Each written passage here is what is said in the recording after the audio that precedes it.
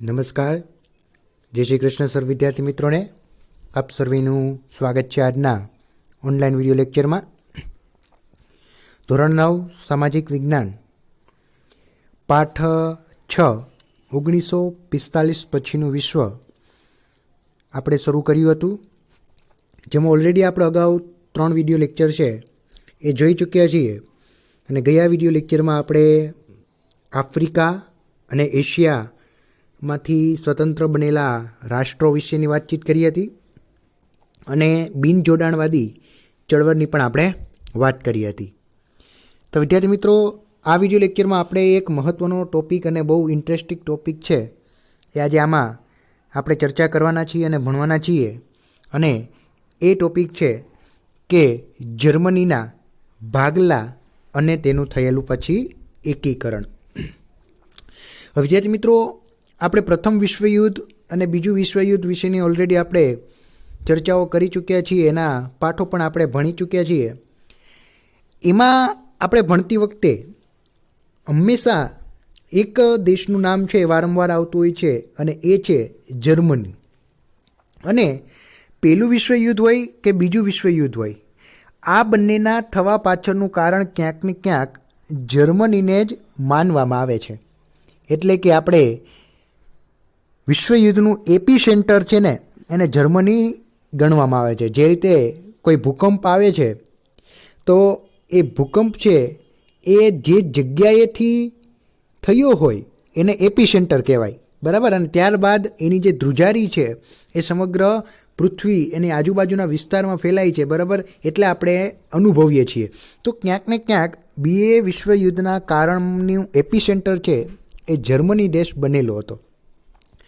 હવે થાય છે એવું કે પહેલાં વિશ્વયુદ્ધમાં પણ જર્મની હાર્યું, આર્થિક રીતે પડી ભાંગ્યું હતું. ત્યારબાદ હિટલર જેવા તાનાશાહ નેતાએ જર્મનીની બાગડોર સંભાળી અને જર્મનીને આગળ વધારવાનો પ્રયત્ન કર્યો, પણ એ ખૂબ જ ક્રૂર સાબિત થયો અને જર્મનીને બીજા વિશ્વયુદ્ધમાં પણ ધકેલી દીધું. હવે બીજા વિશ્વયુદ્ધમાં ફરીથી જર્મની હાર્યું એટલે એનું બધી રીતે પતન થવા લાગ્યું. આર્થિક રીતે પડી ભાંગ્યું, સામાજિક રીતે પડી ભાંગ્યું, રાજકીય રીતે પડી ભાંગ્યું. એટલે કે હવે જર્મનીમાં કોઈ પણ પ્રકારના નેતા વધ્યા નહોતા. તો હવે થાય છે એવું કે બીજું વિશ્વયુદ્ધ જે જીત્યા હતા એ દેશો છે, એ દેશોએ જર્મનીને પોતપોતાના ભાગમાં વહેંચી લીધું. થોડોક ભાગ રશિયાએ લીધો, થોડોક ભાગ અમેરિકાએ લઈ લીધો, થોડોક ભાગ ફ્રાન્સે લઈ લીધો, થોડોક ભાગ બ્રિટને લઈ લીધો, બરાબર. એટલે આ રીતે જર્મનીના ભાગલા પડી ગયા, બરાબર. તો કઈ રીતે જર્મનીના ભાગલા પડે છે અને કઈ રીતે પછી જર્મની છે એ અત્યારનું જે જર્મની આપને મેપમાં દેખાય છે, એટલે કે ગૂગલમાં તમે સર્ચ કરો જર્મનીનું મેપ જુઓ, જે મેપ દેખાય છે એ કઈ રીતે બન્યું, એટલે કે તેનું એકીકરણ કઈ રીતે થયું, એની આજે આ વિડીયો લેક્ચરમાં આપણે ચર્ચા કરવાના છીએ. તો ખૂબ જ ઇન્ટરેસ્ટિંગ ટોપિક છે વિદ્યાર્થી મિત્રો. તો શરૂઆત કરીએ.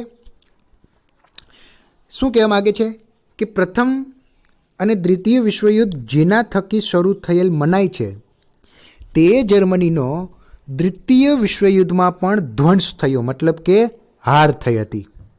આથી તેની આર્થિક, સામાજિક અને રાજકીય કરોડરજ્જુ તૂટી પડી હતી. પહેલા વિશ્વયુદ્ધમાં જર્મનીને જે રીતે આર્થિક ફટકો લાગ્યો હતો અને જે રીતે જર્મનીની હાર થઈ હતી એનાથી ઓલરેડી જર્મની છે એ પાછળ વયું ગયું હતું આર્થિક રીતે. પરંતુ હિટલરે થોડો ઘણો પ્રયત્ન કરી અને એને આગળ વધારવાના પ્રયત્ન કર્યા, પરંતુ હિટલરે બીજા વિશ્વયુદ્ધમાં જર્મનીને નાખી દેતા અને હારતા એ હવે સામાજિક અને રાજકીય રીતે પણ પડી ભાંગ્યું હતું. તો શું થાય છે કે જર્મનીને પુનઃ બેઠું કરી શકે તેવો નેતા ન હતો.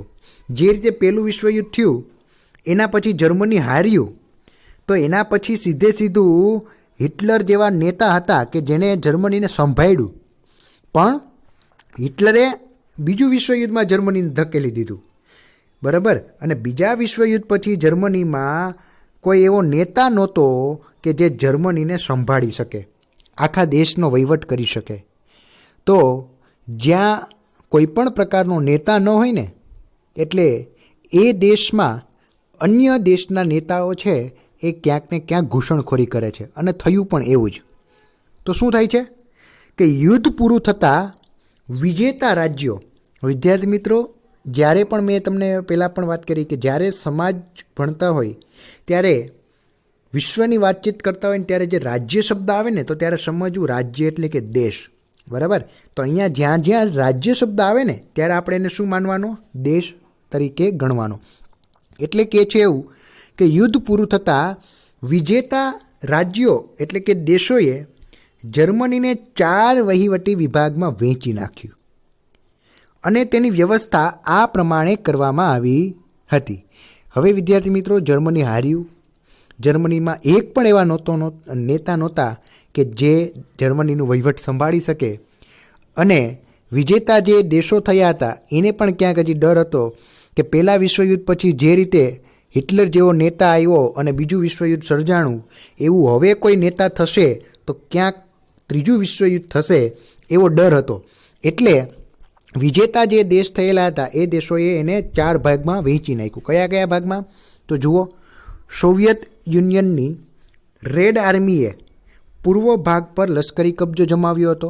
એટલે કે પૂર્વ ભાગ કેનો? તો કે સોવિયત યુનિયનનો, એટલે સોવિયત યુનિયન એટલે કે રશિયાનો, બરાબર. પછી છે જર્મનીનો નૈઋત્ય ભાગનો વહીવટ કોને આવ્યો? અમેરિકાના હિસ્સામાં આવ્યો. ફ્રાન્સની નજીક આવેલા જે પ્રદેશો હતા એનો વહીવટ ફ્રાન્સને સોંપવામાં આવ્યો, અને બેલ્જિયમને અડીને જે કંઈ પણ જર્મન વિસ્તારનો વહીવટ છે એ બ્રિટનને સોંપવામાં આવ્યો. એટલે કે વિદ્યાર્થી મિત્રો, રશિયા, અમેરિકા, બ્રિટન અને ફ્રાન્સ, આ 4 દેશોએ જર્મનીને 4 ભાગમાં વહેંચી નાખ્યું અને પોતપોતાનો વહીવટ છે એ વિસ્તારમાં કરવા લાગ્યા. એટલે હવે સિમ્પલ છે, એક વસ્તુ હોય અને એના 4 ભાગ પાડવાના હોય તો પેલો વ્યક્તિને જો ક્યાંક ઓછું આવે, બરાબર, તો એને મન દુઃખ થાય. આ વ્યક્તિને ઓછું આવે તો એને મન દુઃખ થાય, અને આ વ્યક્તિને ઓછું આવે તો એને મન દુઃખ થાય, અને આને આવે તો મન દુઃખ થાય, અને થાય પણ એવું જ, બરાબર, અને થયું પણ એવું જ. આ 4 દેશો કે જે બીજા વિશ્વયુદ્ધમાં સાથે લડ્યા હતા, આ 4 દેશો વચ્ચે હવે અંદરો અંદર દખલગીરી ઊભી થઈ, અને એ દખલગીરી કેને લીધે થઈ? જર્મનીને લીધે. જર્મનીમાં જે ભાગલા પડ્યા હતા ને એમાં એકબીજાને ડર લાગતો હતો. રશિયાને એમ લાગતું કે અમેરિકા અને બ્રિટન ને ફ્રાન્સ છે એને જે જર્મનીનો હિસ્સો મળ્યો છે એના ઉપર કબજો કરવાનો પ્રયત્ન કરશે. અમેરિકાને એમ લાગતું કે બાકીના 3 દેશો કબજો કરવા માંગશે, અને બ્રિટન ને ફ્રાન્સને પણ એમ લાગતું કે અમેરિકા અને રશિયા છે એ એના પ્રદેશો ઉપર કબજો કરવા લાગશે. એટલે હવે જોઈએ આગળ શું થાય છે. જુઓ વિદ્યાર્થી મિત્રો કે જર્મનીની રાજધાની કઈ હતી? બર્લિન. જર્મનીની રાજધાની બર્લિન પણ રશિયા અને સંકલન સમિતિ વચ્ચે વિભાજન કરવામાં આવી હતી. એટલે કે વિદ્યાર્થી મિત્રો, રશિયા, અમેરિકા, બ્રિટન અને ફ્રાન્સ એને આખું જર્મની વેચી નાખ્યું હતું 4 ભાગમાં. પણ જે જર્મનીની રાજધાની હતી બર્લિન, એ એક શહેર હતું અને એ શહેરને પણ 4 ભાગમાં વહેંચ્યું હતું. તો ક્યાંક ને ક્યાંક આ બર્લિનનો જે વહીવટ કરવો હતો ને એમાં ખૂબ જ મુશ્કેલી અનુભવાતી હતી. એટલે કે આ 4 દેશોએ ભેગા મળી અને એક સમિતિ રચી જેને નામ આપવામાં આવ્યું સંકલન સમિતિ. બરાબર, શું નામ આપવામાં આવ્યું? સંકલન સમિતિ. એટલે કે આ 4 દ્વારા, આ સમિતિ દ્વારા છે એ બર્લિનનો વહીવટ કરવામાં આવતો. બરાબર છે. તો રશિયા અને સંકલન સમિતિ વચ્ચે વિભાજન કરવામાં આવી હતી. તેમની વચ્ચે વહીવટી એકતા માટે સંકલન સમિતિની પણ રચના કરવામાં આવી હતી, મેં જેમ આગળ વાત કરી તેમ. આ રીતે જર્મની પર 4 દેશોનો વહીવટ સ્થાપવામાં આવ્યો. હવે વિદ્યાર્થી મિત્રો, એક જ ઘરમાં 4 પ્રકારના વ્યક્તિ રહે તો કંઈ પ્રશ્ન નથી, પરંતુ એ 4ની વિચારધારા જો એકબીજા સાથે ન મળે તો પ્રશ્ન ઉદ્ભવે. અને આ 4 દેશો એવા હતા કે જે ક્યાંક ને ક્યાંક અલગ વિચારસરણી ધરાવતા હતા. રશિયા છે એ એક પ્રકારે સમાજવાદી વિચારધારા ધરાવતું હતું, બ્રિટન અને અમેરિકા છે એ લોકશાહી પ્રકારનું વિચારધારા ધરાવતી હતી. એટલે આ વિચારધારાને કારણે ક્યાંક ને ક્યાંક અંદરો અંદર છે એ પ્રશ્નો ઉદ્ભવતા. એટલા માટે જુઓ કે છે કે સત્તા જૂથો વચ્ચે અવિશ્વાસનું વાતાવરણ ઊભું થયું અને આ અવિશ્વાસના વાતાવરણના ઊભા થવાને કારણે પૂર્વ જર્મની કે જે કેના ભાગમાં હતું, રશિયાના ભાગમાં, બરાબર, આ પૂર્વ જર્મની ઉપરથી પોતાની સત્તા ચાલી જશે તેવો સોવિયત યુનિયનને ભય લાગ્યો. સોવિયત યુનિયન એટલે કે વિદ્યાર્થી મિત્રો રશિયા, બરાબર. પૂર્વ જર્મની કોને મળ્યું હતું? રશિયાને મળ્યું હતું. પરંતુ સત્તા જૂથો વચ્ચે કેવું વાતાવરણ ઊભું થયું હતું? ક્યાંક ને ક્યાંક અવિશ્વાસનું. એટલે રશિયાને થોડોક ડર લાગ્યો કે ક્યાંક આપણા હાથમાંથી આ પૂર્વ જર્મની પણ ન ચાલ્યું જાય. એટલે એને શું કહ્યું તો કે પૂર્વ જર્મનીમાં પોતાના કહ્યામાં રહે, મતલબ કે પોતાના કહ્યામાં રહે તેવી પૂતળા સરકાર સ્થાપી દીધી. વિદ્યાર્થી મિત્રો, તમે એક પ્રકારનો ઓલો ખેલ જોયો હશે, રાજસ્થાનમાં બહુ પ્રચલિત છે, બરાબર છે, જે એને ઢીંગલીવાળો, બરાબર છે.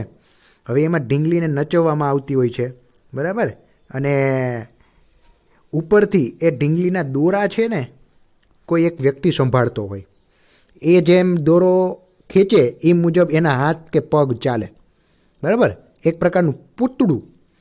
અને રોબોટ ટૂંકમાં કહી શકો કે જે રોબોટને આપણે જેવો ઓર્ડર આપીએ એ મુજબ જ કામ કરે. તો પૂર્વ જર્મનીમાં રશિયાએ એક સરકાર સ્થાપી. એ સરકારના દોરા કોના હાથમાં હતા? રશિયાના હાથમાં, બરાબર. એટલે કે ટૂંકમાં આવી સરકાર હોય એને કેવી સરકાર કહેવાય? પૂતળા સરકાર. એટલે કે ટૂંકમાં પોતાનું કોઈ પણ વર્ચસ્વ ન હોય, એનો જે માલિક દેશ છે એટલે કે રશિયા જેમ કહે એમ કરતું, બરાબર. એટલે રશિયાએ પૂર્વ જર્મનીમાં એક પ્રકારે પોતાની પૂતળા સરકાર સ્થાપી દીધી. તો હવે બાકીનું શું?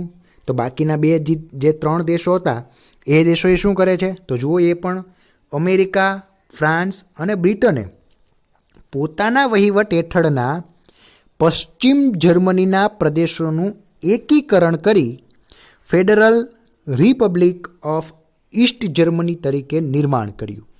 એટલે હવે વિદ્યાર્થી મિત્રો તમે ધ્યાન આપજો, જર્મની છે એના 4 ભાગ પડેલા છે, બરાબર. એક રશિયાના હાથમાં આવેલું છે, એક અમેરિકાના હાથમાં, એક બ્રિટનના હાથમાં અને એક ફ્રાન્સના હાથમાં. પણ મેં તેમ કીધું તેમ કે પ્રશ્ન ક્યાં બને છે? વિચારધારાનો. રશિયા છે એ સમાજવાદી વિચારધારા ધરાવતું,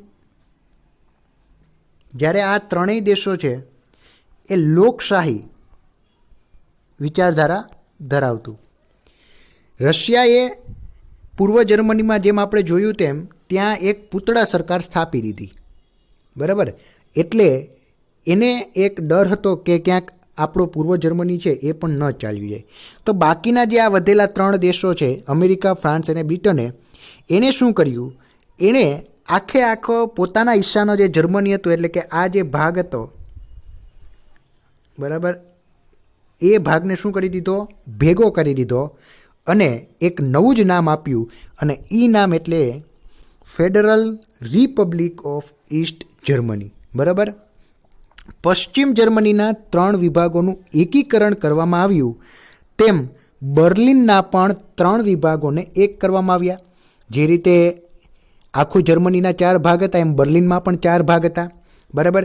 તો હવે બાકીના જે 3 ભાગમાં ત્રણેય દેશોએ ભેગું કરી દીધું, તો બર્લિન પણ એક જ કરી દેવાના હતા. આ પ્રક્રિયાના વિરોધ રૂપે સોવિયત યુનિયને બર્લિનની નાકાબંધી જાહેર કરી એપ્રિલ 1948. હવે વિદ્યાર્થી મિત્રો જુઓ, રશિયા કેવી મનમાની કરે છે. પોતાનો જે ભાગ હતો ત્યાં તો એને પોતે પૂતળા સરકાર બનાવી દીધી હતી, અને બાકીના જે આ ત્રણેય દેશોએ જર્મનીને ભેગું કરી અને એક રીતે federal Republic of East Germany બનાવ્યું. તો એનો વિરોધ કરવા માટે રશિયાએ બર્લિનની નાકાબંધી જાહેર કરી દીધી. એટલે કે બર્લિનમાં ઓલા ત્રણેય દેશોની સેનાને આવવા દેતા નહોતા અને જર્મનીના જે કંઈ પણ નાગરિક છે એ જે પૂર્વ જર્મનીમાં રહેતા હતા એને પશ્ચિમ જર્મનીમાં જવા દેતા નહોતા. પરિણામે પશ્ચિમી દેશો અને સોવિયત યુનિયન વચ્ચે ભારે તણાવ ઊભો થયો અને આ સમય દરમિયાન પશ્ચિમ બર્લિન અને પૂર્વ બર્લિનને જુદી પાડતી 42 કિલોમીટર લાંબી દિવાલ બનાવવામાં આવી. વિદ્યાર્થી મિત્રો વિચાર કરજો, 42 કિલોમીટર લાંબી દિવાલ બનાવવામાં આવી એટલે કે ટૂંકમાં હવે આ રીતે આમ ભાગલા પડી ગયા આ રશિયાનું અને આ જે અમેરિકા, બ્રિટન અને ફ્રાન્સનું. બરાબર, એટલે કે ફ્રાન્સ, બ્રિટન અને અમેરિકા અને રશિયાને જુદી પાડતી એક 42 કિલોમીટર લાંબી છે એ દિવાલ બનાવી નાખવામાં આવી. બરાબર, હવે જર્મની બે જ ભાગમાં રહ્યું. આ ભાગને ઈસ્ટ જર્મની તરીકે ઓળખવામાં આવ્યું, ઈસ્ટ જર્મની.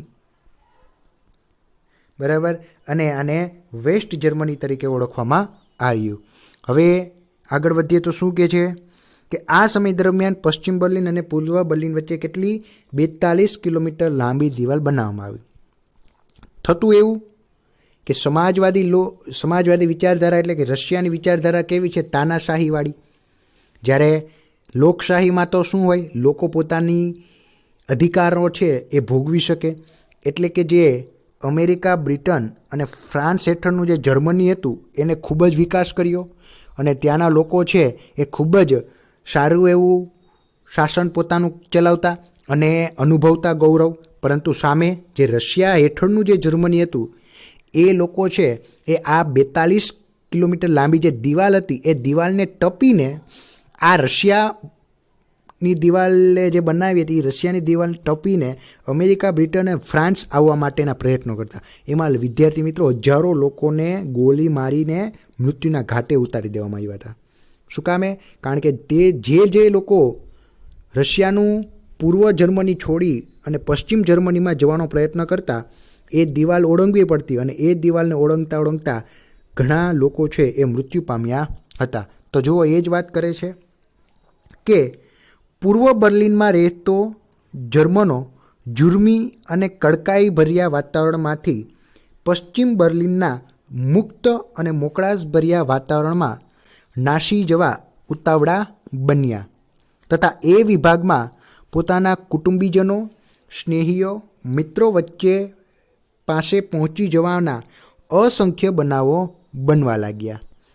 લોકો દિવાલ ઠેકીને કે જળમાર્ગ તરીને પશ્ચિમ બર્લિનમાં જવા મરણિયા પ્રયાસો કરતા. મેં જેમ કીધું એમ, બરાબર, કે પૂર્વમાં ધાર્યો કે આ આપણું 42 કિલોમીટર લાંબી જે દિવાલ છે આ બાજુ રશિયાનું જર્મની છે અને આ બાજુ જે આ 3 દેશો છે, બરાબર, એ 3 દેશોનું જર્મની છે. આ 3 દેશોનું વાતાવરણ કેવું હતું? ખૂબ જ મોકળાશભર્યું અને મુક્ત વાતાવરણ હતું. જ્યારે અહીંના જે જર્મન લોકો છે એને રશિયાની તાનાશાહી ભોગવવી પડતી. એટલે અહીં જે લોકો હશે, બરાબર, એ લોકો આ દિવાલ ટપી અથવા તો પાણીના માર્ગે તરીને પૂર્વ જર્મનીમાંથી પશ્ચિમ જર્મનીમાં જવાના પ્રયત્નો કરવા લાગ્યા. અને એમાં રશિયાએ તો બેફામ ગોળીબાર કર્યો હતો, બરાબર, અને હજારો લોકો છે એ આ રીતે સ્થળાંતર કરવામાં મૃત્યુ પામ્યા હતા.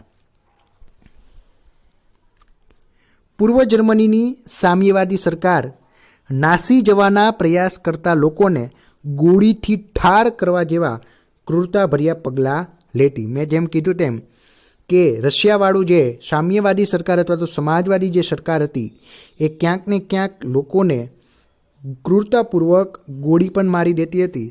આમાં ઘણા લોકોએ પોતાની જિંદગી એટલે કે જાન પણ ગુમાવ્યા હતા.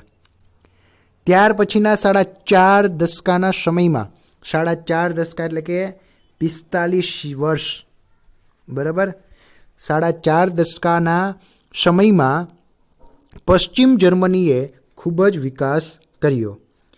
તેણે આર્થિક અને અન્ય ક્ષેત્રોમાં સિદ્ધિ પ્રાપ્ત કરી જે જર્મન ચમત્કાર તરીકે ઓળખાય છે.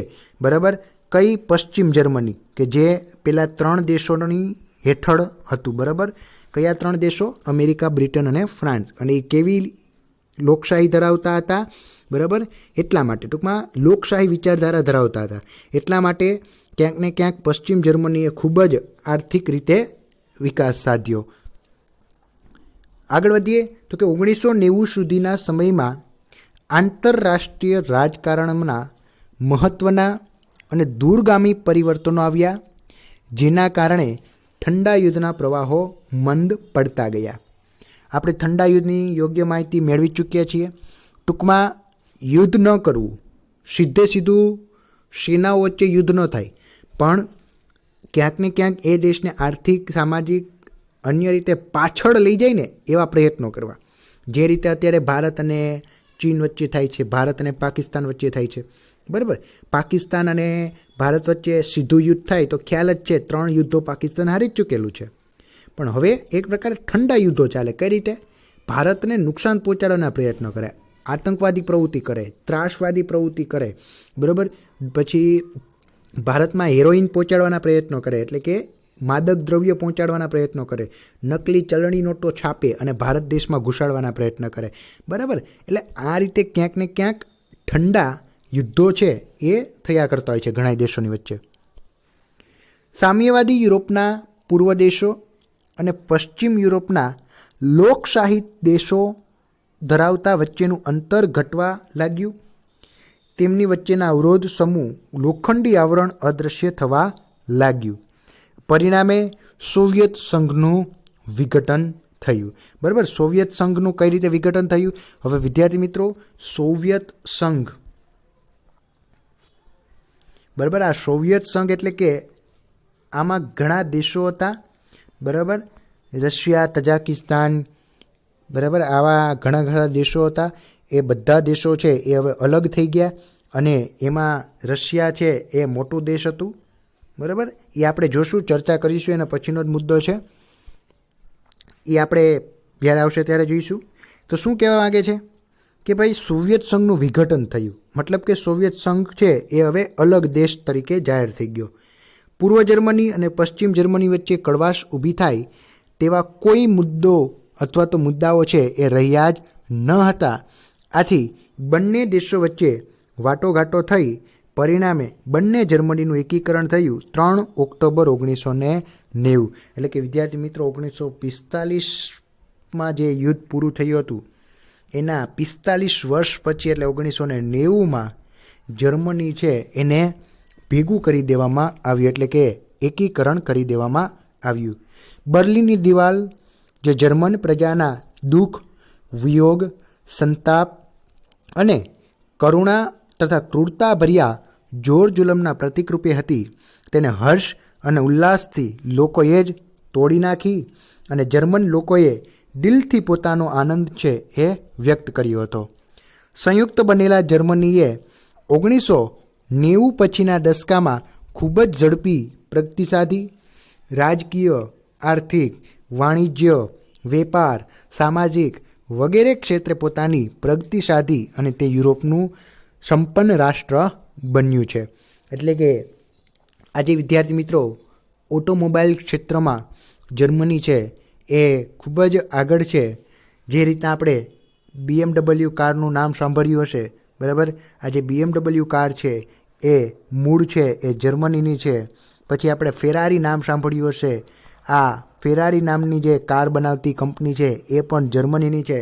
પછી બીજી એક કંપની નામ સાંભળ્યું છે લેમ્બોર્ગિની, આ લેમ્બોર્ગિની બનાવતી કાર છે એનું પણ મૂળ ક્યાંક ને ક્યાંક જર્મનીનું છે. એટલે વિદ્યાર્થી મિત્રો, આજે જર્મની છે એ આર્થિક રીતે ખૂબ જ સંપન્ન અને શાંત રાષ્ટ્ર છે, જે યુરોપમાં ઘણું બધું પ્રગતિ કરી ચૂકેલું છે. એટલે કે આ રીતે વિદ્યાર્થી મિત્રો આપણે મહત્ત્વનો ટોપિક એવો જર્મનીના ભાગલા અને એકીકરણ જોયું. નેક્સ્ટ વિડીયો લેક્ચરમાં આપણે કઈ રીતે રશિયા છે એટલે કે એનું જે સોવિયત રશિયા છે એ પડી ભાંગ્યું અને એના અંદર આવતા જે દેશો હતા એનું અલગ અલગ રીતે વિભાજન થયું, જે નેક્સ્ટ વિડીયો લેક્ચરમાં આપણે જોઈશું. અસ્તુ.